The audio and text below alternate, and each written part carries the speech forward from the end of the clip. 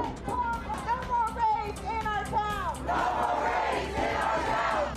From Dallas to Austin, Seattle to Atlanta, and Fresno. He needs to be prepared for a local community that's going to push back. And we are ready to defend our immigrant community, and that includes going to jail with us first. Community members and city leaders unite to rally against ICE raids sweeping the country. And in Los Angeles, more troops are on the way. Fox 26 News at 10 starts now. Good evening, I'm Monty Torres. Liz Gonzalez has the night off. Thank you for joining us tonight. We start our newscast with a live look at Los Angeles. Protests against ICE raids continue right now. As you can see, people still on the street. According to U.S. officials, President Donald Trump authorized the deployment of an additional 2,000 National Guard members to help respond to protests. The order would have put them on active duty. One official warned, however, that the order was just signed and it could take a day or two to get troops moving. That's in addition to a Pentagon deployment of about 700 Marines to the city on Monday. Los Angeles Mayor Karen Bass expressing the fear she says is now hanging over her city tonight. I can't emphasize enough the level of fear and terror that is in Angelenos right now, not knowing if tomorrow or tonight it might be where they live, it might be their workplace. Should you send your kids to school? Should you go to work? And you remember this from several years ago, this same type of fear that was going around. Demonstrators are back on the streets of L.A. for a fourth consecutive day of rallies. They oppose ICE raids that have seen large numbers of suspected illegal immigrants taken by officers for deportation. Protesters clashed with law enforcement over the weekend, resulting in property damage. Tonight, protesters and police are in a tense standoff in the Arts District and Little Tokyo. President Trump accuses California of being afraid to do anything to address the protests in Los Angeles over the immigration raids. Thank goodness we sent out some wonderful National Guard. They've really helped in a lot of problems they were having out there. They were afraid to do anything, and we sent out the troops, and they've done a fantastic job. The National Guard was not requested by California leaders. LAPD claims it had the situation handled over the weekend. President Trump claims his deployment calmed violence and tensions. Top officials in California tell a different story. Since Trump announced his plan to deploy troops, the situation on the ground has escalated quickly, with unrest growing overnight, causing highways to close and putting people in danger. The state is now suing President Trump over the deployment, arguing he violated U.S. law. An unrest over the Trump administration's immigration raids and the crackdown on protests are reaching the nation's capital. As we see people exercising their constitutional rights to peacefully use their voices to speak out against this injustice, they are being met with tear gas and rubber bullets from this unconstitutional, unlawful administration. At this protest in Washington, D.C., held by the Service Employees International Union, they argued President Trump's immigration policy and current deploying of National Guard members to protests in Los Angeles is an unlawful abuse of power. The union's California leader, David Huerta, was injured and then arrested by federal agents after allegedly attempting to obstruct their access at a worksite.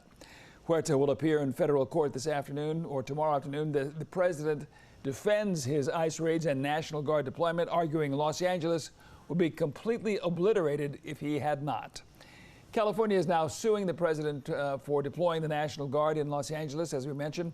Democratic Governor Gavin Newsom accuses the president of illegally federalizing the Guard to quell violent immigration protests. Demonstrations against ICE raids Friday continued through the weekend into Monday. LA's police chief was not initially in favor of calling in the Guard, but says the ongoing violence has changed his perspective. We have tremendous capability here. To say that we would go to that right away, I'd say we're not. We wouldn't have been there yet. Looking at the violence tonight, I think we got to make a reassessment.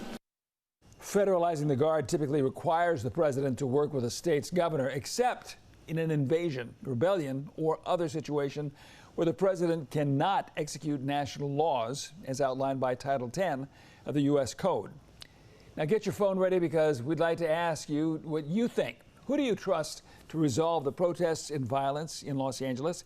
Governor Gavin Newsom, Mayor Karen Bass, or President Donald Trump? Chime in with your answer on our website. All you have to do is search KMPH.com or scan that QR code you see right there on your screen.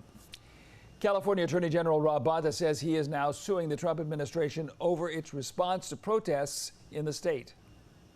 Since Trump announced his plan to deploy troops, the situation on the ground has escalated quickly, with unrest growing overnight. This was not inevitable.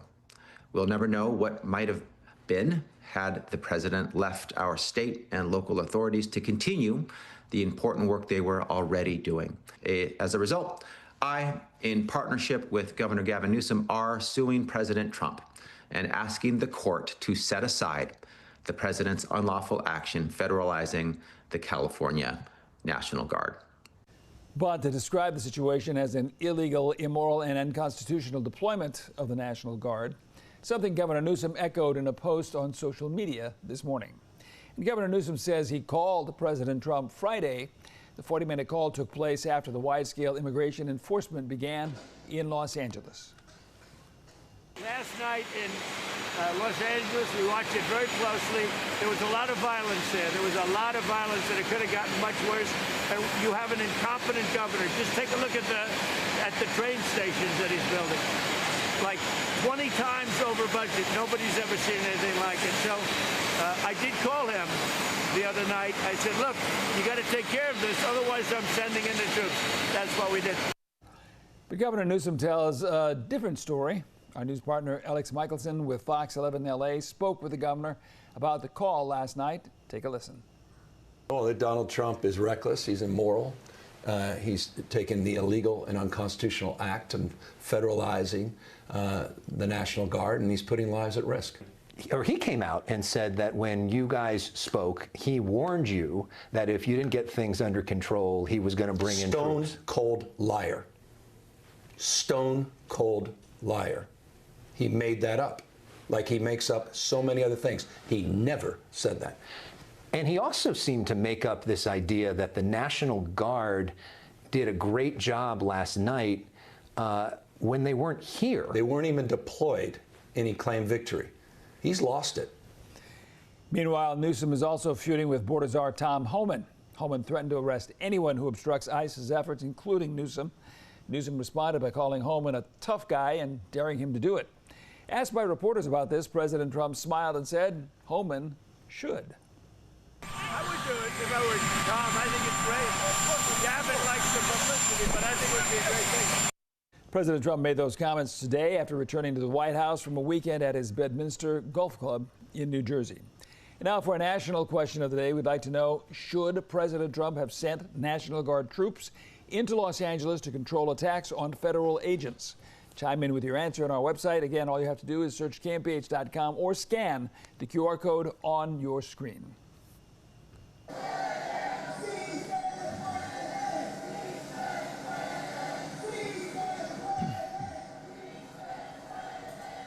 Community members alongside several Fresno city leaders say they are also standing together in solidarity against the ICE raids sweeping across California.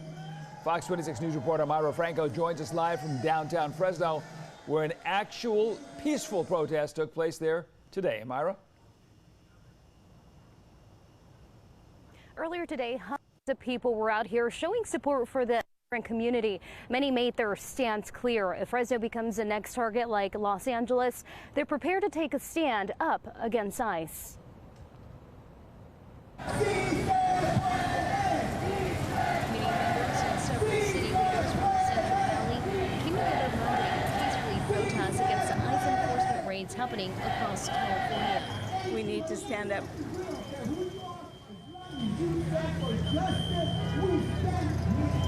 Hundreds of community city leaders from the Central Valley to peacefully protest against the ICE enforcement raids happening across California. We need to stand up for people. We need to fight ICE. We need to be strong. There was chanting, speeches. What my uncle would like for you to know is that we stand here in solidarity, and he enlisted and fought for this nation and is a very big advocate for due process. Regardless of not if you are a citizen or not, you are entitled. As soon as you hit U.S. soil, you are entitled to due process. And the street was filled with people holding up signs and Mexican flags near Telleriano Street in downtown Fresno. What is happening in LA could happen here too. My heart's really heavy, just knowing what's going on in this current administration and the type of treatment the federal government's putting on one of our most vulnerable populations. That's also one of the most contributing populations. We depend on the Hispanic community in this community of all places for agriculture and for everything else. They are a vital resource for all levels of government, and we need to be respectful and supportive. The Central Valley is not going to allow their parents and neighbors to be kidnapped with their due process violated. Fresno City Council member Miguel Arias says he is prepared to go to jail if it means standing up for the immigrant community and their rights. He warns that with ICE raids ramping up under the Trump administration, the community will not back down and will fight to defend its people.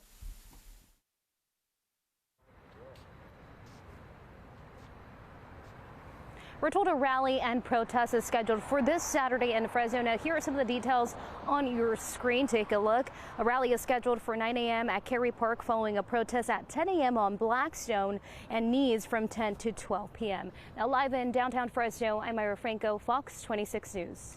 All right, thank you, Myra. Councilmember Arias at one point during his speech stated to the crowd, quote, "Not enough room in the county jail for us, but if that's where they want to go, we're ready to do so. So guess what, Sheriff? Come get me," unquote. Fresno County Sheriff John Zanoni provided the following statement around noon in response to the ICE protests, quote, "We respect the right of people to peacefully protest. Blocking public spaces, destroying property, and violence, which is riotous behavior, will not be tolerated. The Sheriff's Office is prepared to respond and assist other law enforcement agencies and take action should any criminal activity take place during a protest." He also said they will support and respect their federal partners in the assignments they conduct as law enforcement officers. Now, in light of what we're seeing in Los Angeles, burning cars, street fires, property damage, and some reports of attacks against law enforcement, with more rallies and protests reportedly planned for next weekend, this is a good place to talk about what free speech is and is not. We asked David Loy, legal director of the First Amendment Coalition, to tell us, what does our constitutionally protected First Amendment right to free speech actually allow? People generally have the right to protest and demonstrate in a public forum, such as a public sidewalk or public park, to express their point of view and state their political position, whatever it may be. How far does free speech go before it crosses the line to something that is, again, flat out illegal, beyond free speech and not protected? As a general matter, yes. I mean, the First Amendment does not guarantee the right to throw an actual punch, or actually try to hurt somebody physically. The First Amendment does not protect what's called true threat to cause harm, which is a genuine and actual threat to hurt somebody specific, as opposed to general advocacy or rhetorical hyperbole. Now, what about destruction of public or private property as free speech? Yeah, as a general matter, one does not have the First Amendment right to destroy other people's property without their consent. As I said, if I own a flag, I might have the right to burn that flag as an expression of my point of view, whether that's popular or controversial or not. But I couldn't take your flag without your consent and burn it.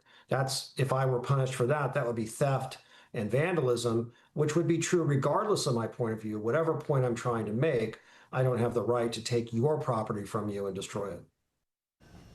So a lot of leeway in what you say, where you say it, and to whom you say it in free speech, but not to the point where you can actually threaten to hurt somebody, then move in a way that looks as if you mean to carry that out.